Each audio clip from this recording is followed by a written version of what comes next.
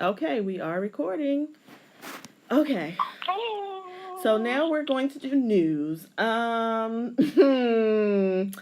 Let's start with Michael Jordan and his $5 million to the National African American Museum. He is really pressed to make sure we get them Jordans. Like, he's so pressed about that. You know that's what the whole, you know that. And I hate to say that. No, I don't. Because, that was the first thing out of my head was, oh, Michael Jordan decided he black this week? Because Right. You're trying to get them J's off the shelf. So I guess do you, but I ain't falling for the okie doke. But I'm sure somebody mama gonna be like, well, let me go on and give him $200 because you give it some of it to the museum, I guess. Sure. Right. His donation went right in line with back to school, like, because there's a lot of people out here right now that's really starting to think about the dollars that they spending. Like, there's something to buzz, and people are like, I'm not gonna keep spending my money with people who don't give a fuck about me. So I see what you're doing, Michael Jordan. Good for the National African American Museum, because I know that was probably a huge win for them. Whoever their development person is right now is probably walking around on people's shoulders all day because they swung that huge fundraising goal. But good for them. Good for the National African American Museum. Good for them. Donald Trump. What did he say? He said that someone should exercise their Second Amendment rights, which of course is the right to bear arms and shoot guns and whatever.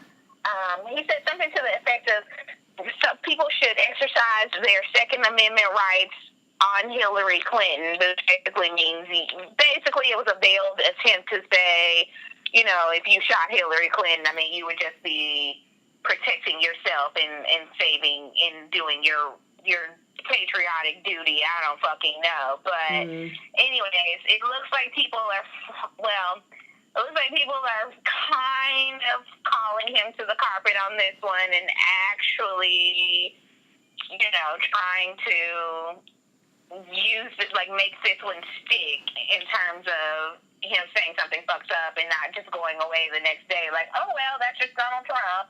Like, it sounds like this is probably something that people are like, oh, wait, you can't quite say that. And I will say, even as a Hillary Clinton fan, you know, it probably helps that he said it about a white woman. So, because last week when he was telling the fucking Muslim family that they could basically go eat a dick, everybody was like, well, I mean, and I was like, no, this man calls himself, like, he literally campaigns towards veterans and veterans' families, and whether or not you agree with someone's religion, their son went and fought for this country and died in the process. You will respect them for that alone. You don't have to like their religion. No one gives a shit. I don't care if you want to get down, and ain't nobody asking you to go over their house for Ramadan. Like, no one's inviting you to do that. But you will not speak about those people the way that he was speaking about them. And I just was so gross. Like, I was grossed out by the people trying to even halfway defend that, because I was like, that to me last week, well, there's several things that are indefensible, but that, to me, I was just like, wait a minute. On one hand, y'all are like supporting him because he's a friend of the veterans, and then when he literally attacks a veteran's family, you're like, well, I mean, they don't count because they're brown. But what the fuck? The son still made the same goddamn sacrifice. He died for this country. They sent their son, their child, to go die for this country, just like every other freaking white male and anyone else who goes out and does the same thing. You will respect those people for that. You will. You don't have to like them, but you will respect them. And I just was disgusted with that. So it probably helps this week that he attacked a white woman. So now we're all supposed to be up in arms about this thing, even though we should have been up in arms 2 years ago when when he first started talking about it. Like, I have said it before, I'll say it again. I really feel like we're on this is some huge cosmic joke. Like, this cannot be serious. You cannot threaten a woman's life because that's what you did. You threatened someone's life. Like, there was a politician who got shot in the face. Wasn't that within the last 2 years? Got shot in the face. Yeah. Like, people are fucking crazy, and the people who you attract are fucking crazy, and you are going to stand here and basically advocate for someone shooting this woman. Like, Donald Trump, are you fucking kidding me? And this is who that you all continue to rally behind. Like, he's making it so easy to vote for Hillary. He's making it so easy. And I don't understand why everyone else in the world is trying to make this so hard. Like, he really threatened someone. He threatened this woman who did nothing. Oh my God. Yep. I don't know what world we live in. This is where we are with it, people. So last but certainly not least, the Baltimore Police Department, as we already knew. This wasn't news, but it was news. The Department of Justice decided that, yes, the Baltimore Police Department is super fucked up. Yep. That was not news to either of us. I mean, we've known that, especially you as a former employee and me as a former resident, and anybody who has just kind of casually been keeping up with Baltimore, you can know that, like, the police department has been through, 3 police chiefs? Yep. 4 or 5 years? Because they had a whole different police chief. The police chief, maybe the second police chief, the first police chief was leaving when I moved there, and that was in 2010. Then they got another guy, and then he left, and then they got Batts, and now Batts is gone. So that's 3 police officers. And then I think also when I first moved there, the police department was striking against the mayor. Like, I think the mayor or the governor or somebody had said something negative towards them, and so then they decided they weren't talking to them, or there's some other kind of super shit going on. But either way, it was just like, this is obviously a dysfunctional ass department going on. Like, this whole thing is dysfunctional. And then you go in and add in power trips, egos, people just going unchecked because there's no accountability on any level. The state isn't watching them. The government isn't watching them.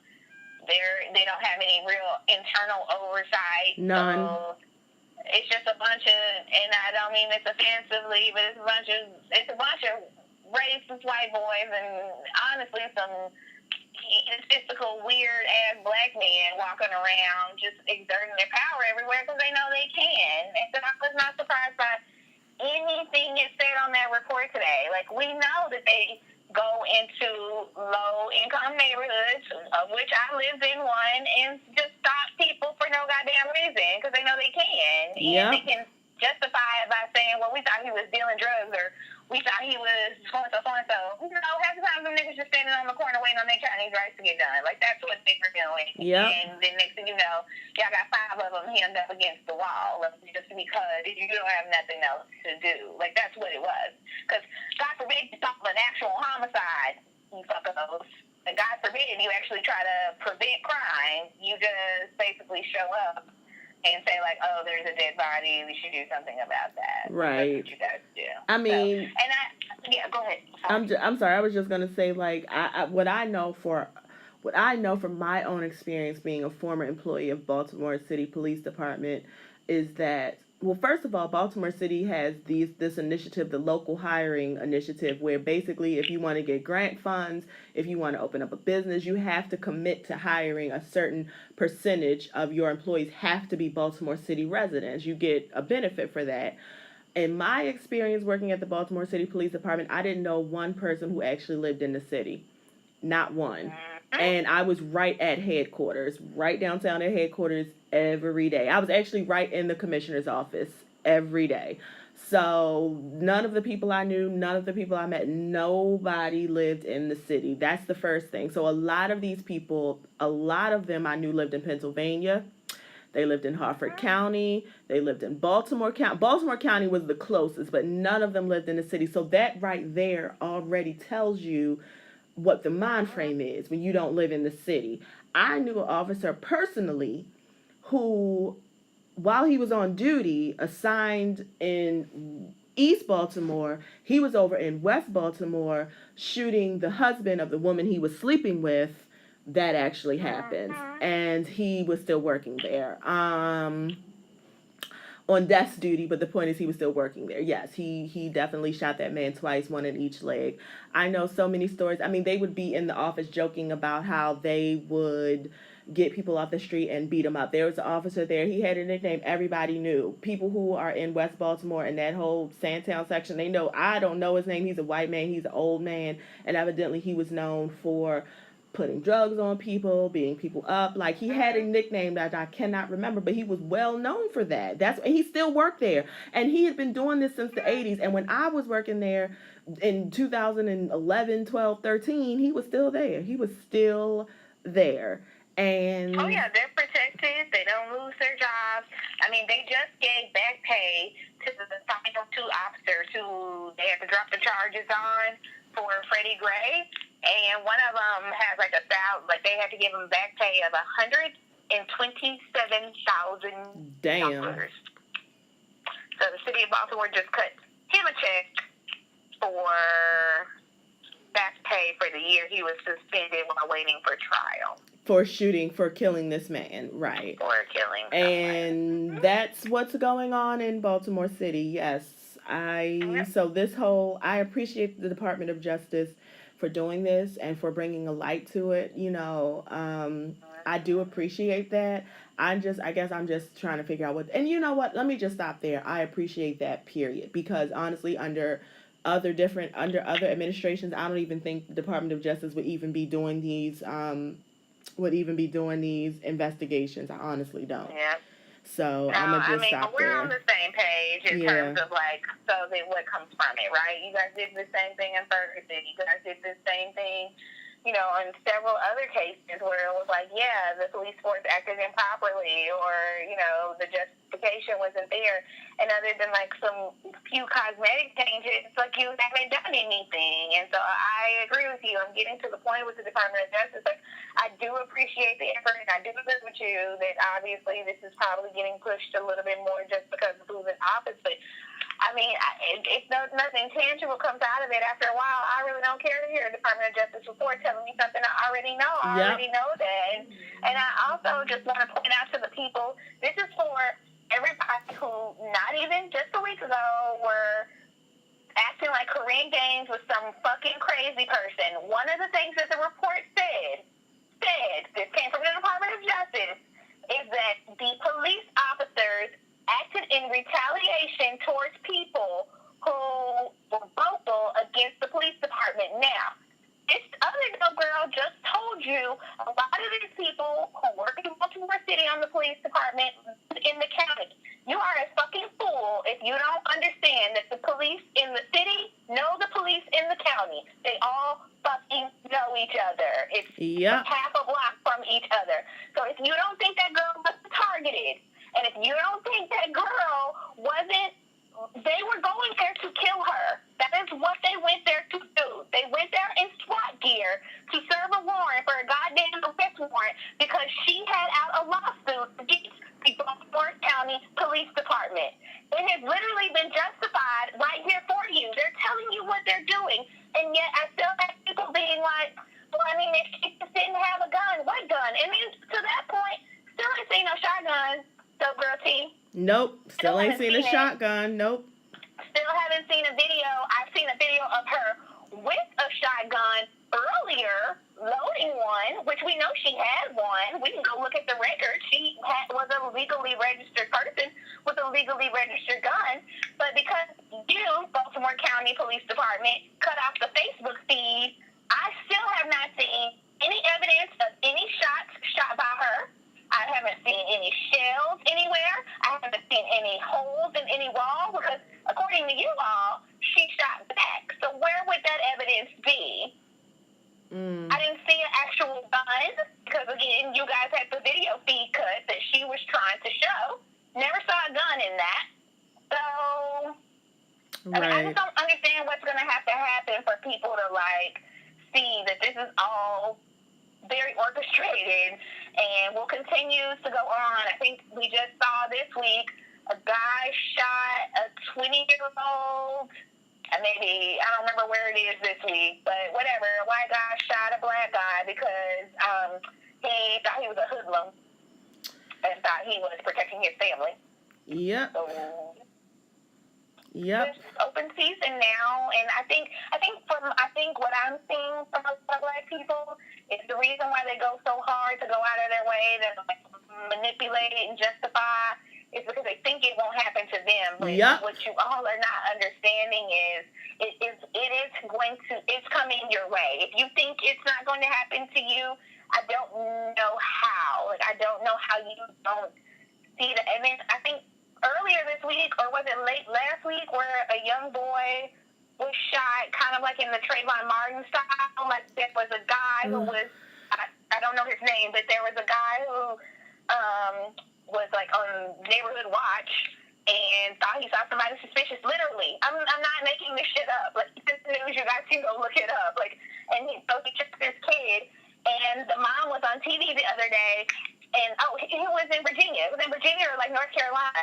and the mom was saying, we moved from Harlem to get away from this, and now my son still ended up murdered.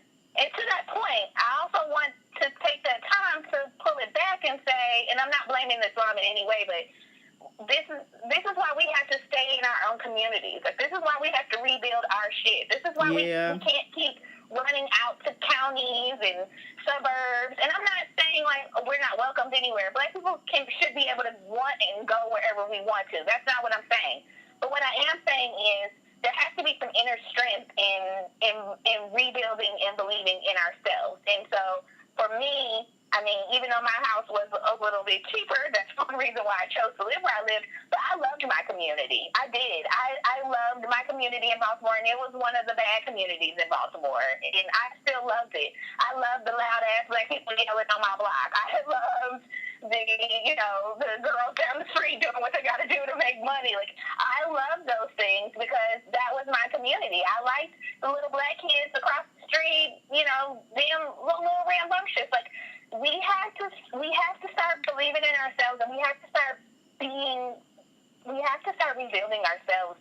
We can't all go out to the suburbs. We can't. We just can't, y'all. Like, we can't. And there's strength in numbers.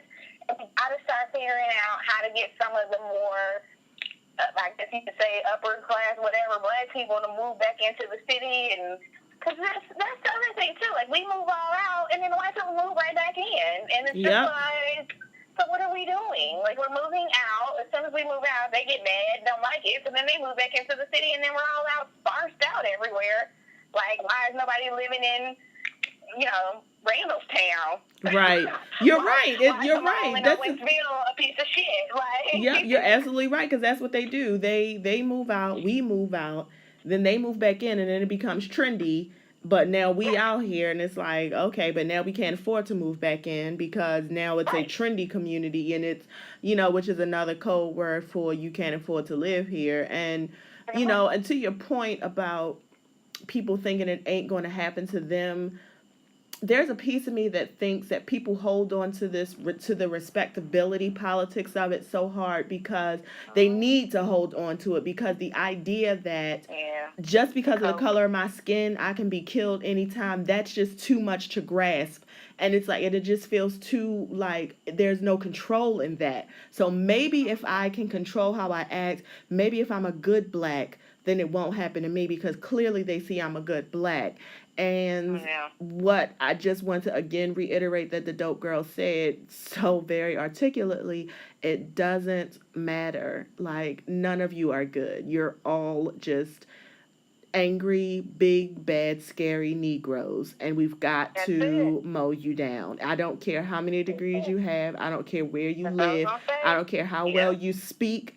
It does not matter. And until we just go ahead and let that go, needing to have white approval, as when we let that go, then I swear we can just be so much freer. And believe me, I get it, because I spent a huge chunk of my life trying to be what I thought would be, acceptable to white people, because God forbid, I don't want to be the angry Black girl, God forbid. And you know what?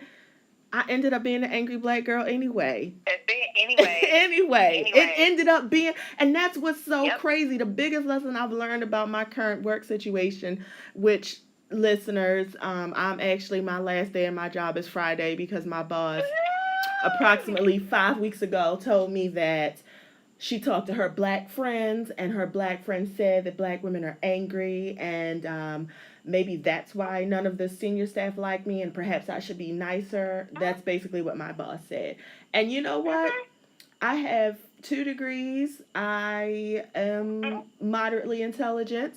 I am extremely well at my job, and despite all of this, I still was called an angry black girl. So if it's nothing I haven't learned, I've learned that it don't matter. It doesn't matter. So you might as well just be who you want to be. It does not matter, and be proud of who you are. Period. And make them catch up. Make them catch up. That's it. You're going to have to make them catch up. Period. That's it. And honestly, no offense, but if God forbid your time, not you, but if someone's time comes.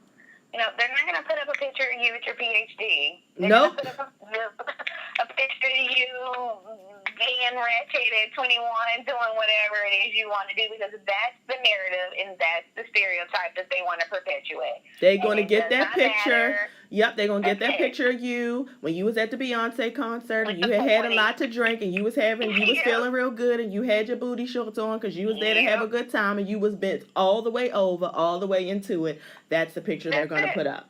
Yep. That's it. So we've got to stop this whole, I live here and I grew up here. It doesn't matter. And honestly, it doesn't matter in terms of men or women anymore. They're killing women just at the same rate they're killing men. They're just advertising men a little bit more, but it doesn't matter. Like, you can't be sitting around like, well, I'm a woman. They would never do this to me. I'm a man. That's not true. White people literally have open season to kill right now. And the thing is, you can't even call the police because they're in on it too. So it's just, we're not trying to be any counters about the shit. We're just trying to say, like, don't let the smooth taste fool you. That's it. Don't let the smooth taste fool you. And on that note, we are going to end this session. Thank everyone for listening. We're actually going to do something. Well, I guess if you listen to this, now you realize we're doing something different. But we're breaking the show up tonight because this dope girl ain't got no internet. But anyway, we still bring it to you, and we love it. So we will be back on Saturday/Sunday for Cutting It in the ATL review. We are into that show. Now, when this goes off, what's going to be our next show to review? It got to be something like super dumb and ratchet, too. I think we should do Jimmy and Chrissy. Yes. No. Oh, let me say this real quick before we get off. Because I just saw the preview for Jimmy and Chrissy. Remember, I saw the advertisement for it, like the print ad, so I knew it was coming out. But I just saw the preview. I don't know why in my head I thought they had gotten married. Girl, no. I need to see that, like, we are still talking about yes. it. And, like, I just was like, what? Yes, we are. Yes, we are.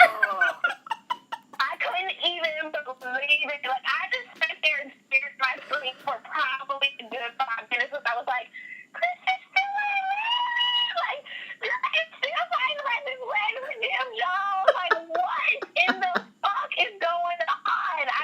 But yeah, we're going to have to, because Chrissy, girl, I got some words for you. And I'm glad his mama is coming back. Let me say this. I like Jim Jones' mama, and remember, she was a rapper. She was the original Mama D. She was the original Mama D.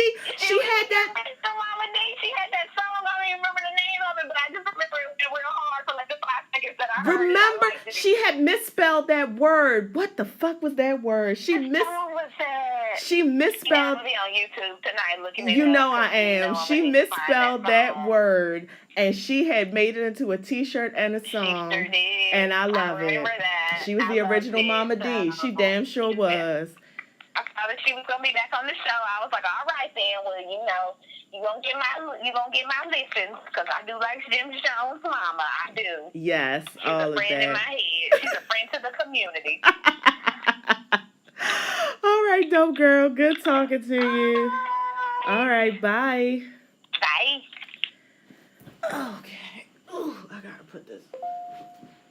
Bitch, I gotta put this on.